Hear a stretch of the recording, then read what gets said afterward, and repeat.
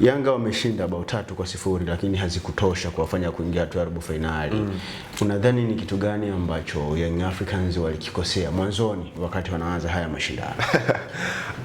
Of course kuna baadhi ya mechi ambazo zilikuwa ni lazima kuzishinda lakini hakufanikiwa kuweza kupata matokeo mazuri. Kwa mfano mechi dhidi ya National Al Ahly katika uwanja wa nyumbani ilikuwa ni mechi ambayo ilikuwa inawareti wao kuweza kushinda, lakini hawakuitumia hiyo chance vizuri. Though walikuwa wanacheza na timu ambayo ni kuwa barani Afrika, ina experience players wengi, ina mafanikio makubwa Afrika, lakini ilikuwa ni mechi ambayo kwa upande wao ilikuwa ni ya kimaamuzi zaidi. Mechi nyingine ni dhidi ya AS FAR ugenini. Ni mechi ambayo Young Africans alikuwa anahitaji sare tu kuweza kutimiza kile ambacho iko nacho, kwa maana angeipata ile sare jana AS FAR, hata angepata sare ile National Al Ahly, Young Africans angekuwa na advantage ya head to head. Kwa hiyo angeweza kuqualify, lakini unaona kwenye hizo mechi mbili hakuzitendea haki, na ndio maana jana ya kumkuta. Na mimi binafsi yangu jana macho yangu yote yalikuwa yanaangalia mpira wa National Al Ahly dhidi ya AS FAR kule Cairo, na kwa sababu ulijua Zanzibar aka Guantanamo lazima JS Kabila afe, ndio maana unaona uelekee na nilikuwa nikiangalia yale magoli ambayo walikuwa wanayakosa akina Mohamed bin Ramadhan, akina Marwan Thumali. Sema nilikuwa naangalia mpira, nilikuwa naona watu wengi jana walikuwa wanaiombea dua National Al Ahly.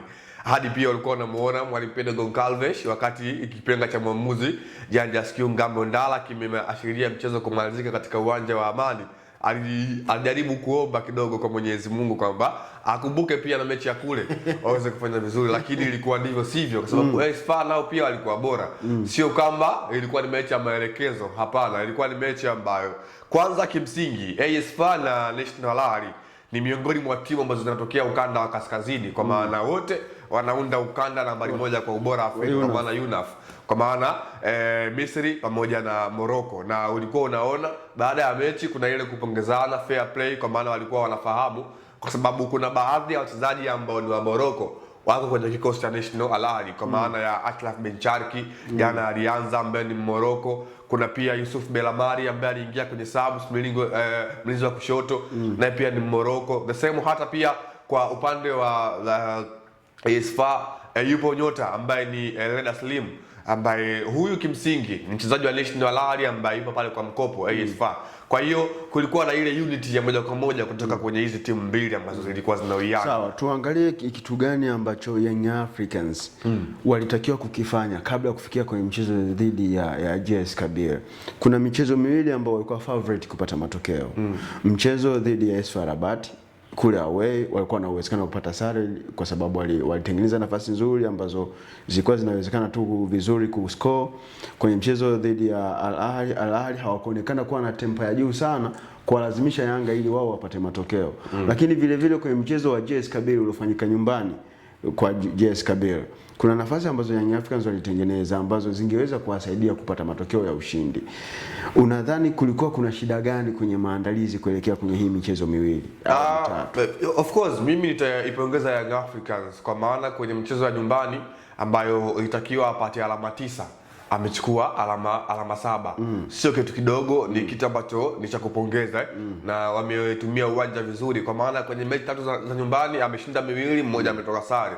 Unaona jinsi gani alivyotumia uwanja wa nyumbani vizuri. Lakini by the way wanasema ukishinda nyumbani basi hakikisha hata ugenini unapata alama 3 au 2, lakini Young Africans ugenini alipata alama 1, na hiyo pia ni chachu ambayo ilimfanya yeye mwenyewe pia asiweze kuqualify kwenda hatua inayofuata, kwa sababu kama angepata alama 2 kama nilivyozungumza awali, angekuwa amesha qualify na angefuzu moja kwa moja kwa kutokana na ile aggregate kuwa ameshamzidi AS FAR. Lakini by the way jana Young Africans walicheza vizuri, walijaribu kupush. Mwalimu Pedro Goncalves jana hakuwa na uoga huo katika. Bila shaka umemsamehe kulingana na performance ya timu jana. Yani hautakuwa sehemu watu watakao demand Pedro Goncalves aondoke ndani. Performance ni moja, na mafanikio ya timu yanakuja mara baada ya performance ya mwalimu. Lakini unaangalia Young Africans bado ilikuwa inahitaji kuweza kufuzu kwenye hatua inayofuata. Trust me, kuna timu kubwa ambazo zimesha qualify robo finali, lakini bado hawana imani na walimu wao, na mechi za mwisho wameshow performance nzuri. Kwa mfano Masandawana, walimu wao Miguel Cardoso yupo kwenye kikaango kwa kweli, muda wowote anaweza akaondoka ndani ya kikosi cha Masandawana. Lakini mechi ya mwisho angalia kile ambacho alikifanya katika uwanja wa Alphonse Field, anafunga bao 2-0 dhidi ya MC Alger and then wana qualify. Kwa hiyo mechi moja haiwezi kuwa ndio imefuta madhambi yote ya mwalimu. Kitu kikubwa kwa Young Africans, mafanikio. Leo wameshika nafasi ya 3, wameshinda mchezo goli 3, lakini wameenda wapi? Wameishia hatua ya makundi. Kwa hiyo 2 season Young Africans kwenye CAF Champions League ameishia kwenye nafasi ya 3, tena kwenye nafasi hatua ya makundi. Kwa hiyo inakuwa hayaleti picha nzuri, hasa kwenye timu ambayo tunasema ni kubwa, hasa kwenye upande wa Afrika Mashariki. Timu kubwa always wao watakuwa wanafikiria robo finali, semi final mpaka finali, lakini kuishia hatua ya makundi misimu miwili mfululizo inaonyesha ni jinsi gani ambavyo bado kulikuwa hakuna mkakati thabiti kuweza kuifikia ile lengo ya klabu ama hatua ambayo watu wengi wamekuwa wanaifikiria. Lakini uzuri ni kwamba wote anarejea ligi kuu ya NBC Premier League, kutakuwa hakuna viporo kwa maana timu 4 zote ambazo zimeshiriki wanarejea kwenye NBC. Tuangalie performance ya Depu kwenye mchezo wa jana. Ni performance ya aina gani kulinganisha na situation ya mchezo ilivyokuwa, pressure ilivyokuwa na ule utulivu aliokuwa nao anaenda kufunga brace kwenye ule mchezo? Ni mshambuliaji wa aina gani? Tutegemee vitu gani kutoka kwa Depu? Yeah, of course, kwanza nitamsifu mwalimu Pedro Goncalves kuweza kustuka na kuingia na mfumo wa 4-4-2, kwa maana kuwa na washambuliaji wawili, kwa maana alikuwa anahitaji kuweza kuwachanganya walinzi wa JS Kabylie, kwa maana wakina Zinedine Belaidi ambao kimsingi walikuwa bado hawajaifahamu pattern ya Young Africans katika eneo la kushambulia, kwa sababu mwalimu aliingia kama vile surprise kuweka washambuliaji wawili kwa wakati mmoja, kwa maana sijawahi kumuona Pedro Goncalves akifanya hivyo tangia ajiunge na Young Africans. Lakini jana naona aliestablish huo mfumo katika eneo lake la kushambulia.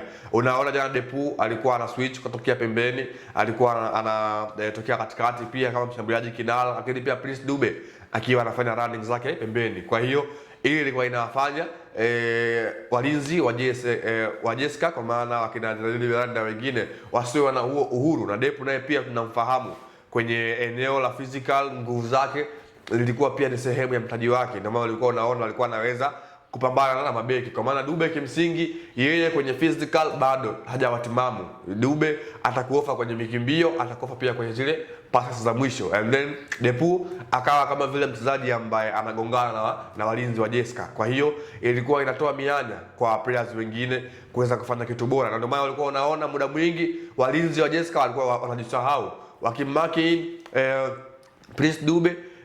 Unamkuta mtu kama vile Depu yuko free. Angalia goli ambalo amefunga, alikuwa hajafanya making yoyote, anapiga header ambayo ilizunguka na kuingia moja kwa moja kwenye nyavu za Jeska. Unaangalia pia landing zake ambazo alikuwa anazifanya zilikuwa ziko perfect kwa 100%.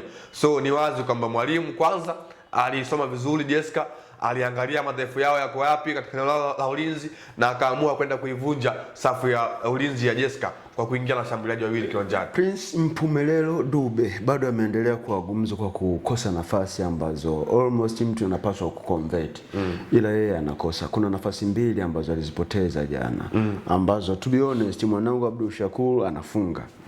Yani ni nini kinachomkuta?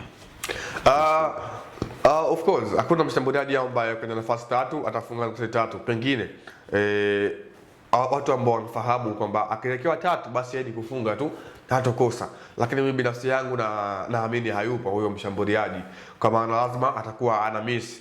Lakini kuja kuangalia anakosa, of course pengine ni pressure akiwa nayo mguuni compared na mchezo kama jana. Kila mtu akili yake ni kufunga, kwa maana kijana Young Africans waliingia ni kufunga, hakuna kitu kingine. So lazima pia uwe na pressure, kwa maana kwenye maamuzi utakuwa una struggle kwa kiasi fulani. Kwa hiyo Dube jana bwana aliendelea pale pale alipoishia, lakini bado haiondoi kwamba yeye kuwa mshambuliaji bora na mshambuliaji ambaye ana mchango kwenye timu. Jana angalia aliturn in goli la pili goli la 3 la Boca, kile ambacho kilitokea pengine ingekuwa penalty kwa sababu goalkeeper alimfika tena kwenye miguu yake. Alifanya kazi kubwa yeye Prince Dube. Kwa hiyo unaangalia anakosa magoli, lakini bado anahusika kwenye zile nyakati muhimu ambazo zinahusika kwenye kitu gani ambacho Young Africans wanapaswa kukibadili kama team ili waweze kuwa na ule mfululizo wa kutoka hatua ya group stages kwenda robo finali, ambapo imeonekana kuwa mfupa mgumu kwao? Ni mikakati kama klabu, mipango na mikakati ndio inaweza kuwa silaha kwa upande wa Young Africans kuyafikia malengo yao ambayo yamekuwa nayo, kwa sababu Young Africans kimsingi, mimi binafsi yangu ukiniuliza, kwenye hii miaka miwili wamefeli kwenye michuano ya CAF na wamekuwa wanatawala zaidi ndani kuliko huko, kwa maana bado wanahitaji kuweza kuwa na njia nyingine mbadala. Kwenye lengo la kikosi, Young Africans ana squad nzuri, lakini why I compete, basi lazima kuwe na mipango mingine ambayo inaweza ikaifanya Young Africans kufikia malengo ambayo wamekuwa nayo. Mimi naamini Young Africans ambao ilifika finali, ukimtoa Fiston Kalala Mayele ambaye alikuwa bora, Young Africans sasa hivi bado pia ina wachezaji ambao ni bora kwa kiasi chake, kwa sababu wana wachezaji kama vile Pacome Pedro Zouzoua ambaye bado yupo kwenye kikosi, lakini pia unaangalia wana mtu kama vile Alain Okello Depu, ni miongoni mwa washambuliaji ambao wana huo uwezo wa kuamua mechi kwa maana ya X factor, lakini wao hawafanikiwi. Kuna kitu ambacho walikimisi, aidha kama ule msimu ambao Young Africans ilifika finali, aidha kwenye hengo ya morali, mashabiki support, lakini pia kwa mchezaji mmoja mmoja kuweza kuwa na matamanio yake binafsi, kwa maana Young Africans ya kipindi kile unaona kuna baadhi ya wachezaji ambao walikuwa wanatamani kuandika historia kwa upande wao wenyewe, kwa maana profile zao kuweza kukua, lakini kwa wakati huu hilo limekuwa halionekani. Kwa hiyo hapo ndipo mahali pa kuweza kuongeza kwa sehemu moja ama nyingine. Moja kati ya vitu ambavyo utaendelea kuvipata kutoka hapa Amrah TV ni uchambuzi uliomakinika kama huu ambao anafanya mchambuzi wetu kinara Leopard John. Mimi Osama ndio jina langu, Yusuf Ramadhani Mpuma, kamera upaleta. The Golden Boot kwa leo inafikia tamati.